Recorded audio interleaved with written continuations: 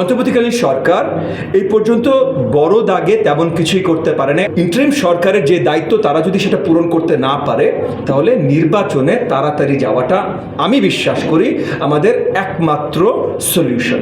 নির্বাচন গেলে সবচেয়ে ভালো সরকার চলে আসবে এটা না ভাই, এর উপরে আমার অনেক আস্থা আছে, এটা সত্যি না।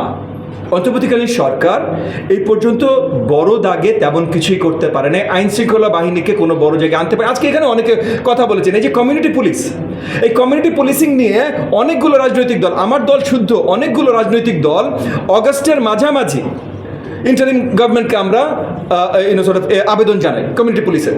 এবং আমরা জানি বাইরে থেকেও বোধহয় অনেক সুশীল সমাজের অনেক বুদ্ধিজীবীরা, আমি জানি আজকে বুদ্ধিজীবীদের অলরেডি অনেক এসে করা ব্যাস করা হয়েছে, বাট অনেক বুদ্ধিজীবীরা এই ধরনের আইডিয়া দিয়েছেন।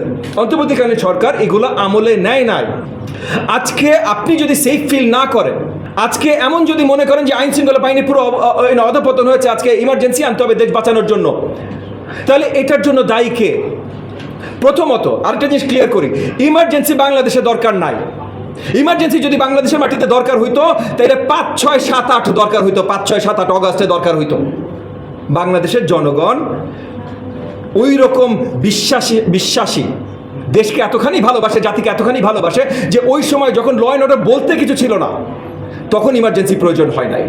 সবাই নিজেরা কমিউনিটি পুলিশিং করেছে, সরকার ছিল না কিন্তু দেশ ঠিক ছিল। আজকে সরকার থাকার পর সরকারের উপরে আস্থা আছে বলে আমরা নিজেরা কমিউনিটি পুলিশকে নেমে যাচ্ছি না। প্রত্যেকটা এলাকায় এখন নতুন করে গেট লাগানো হচ্ছে, এই লাগানো হচ্ছে। কেন? তাইলে ইন্টারিম সরকারের যে দায়িত্ব তারা যদি সেটা পূরণ করতে না পারে তাহলে নির্বাচনে তাড়াতাড়ি যাওয়াটা আমি বিশ্বাস করি আমাদের একমাত্র সলিউশন।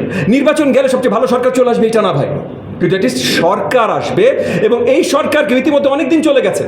আপনারা কাকে পছন্দ করবেন জনগণ সেটা নির্ণয় করার জায়গায় মোটামুটি চলে আসছে।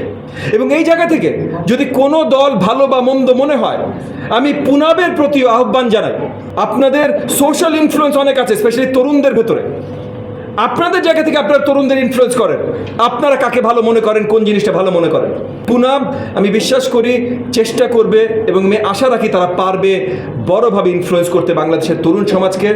তারুণ্যের দেশ বাংলাদেশ, এখনও 50% বাংলাদেশের ভোটাররা বিলো 35, 50%, এটা একটা বিশাল ব্যাপার। সো আপনারা যেই দিকে দেশকে প্রবাহিত করতে চাইবেন দেশ সেই দিকেই যাবে।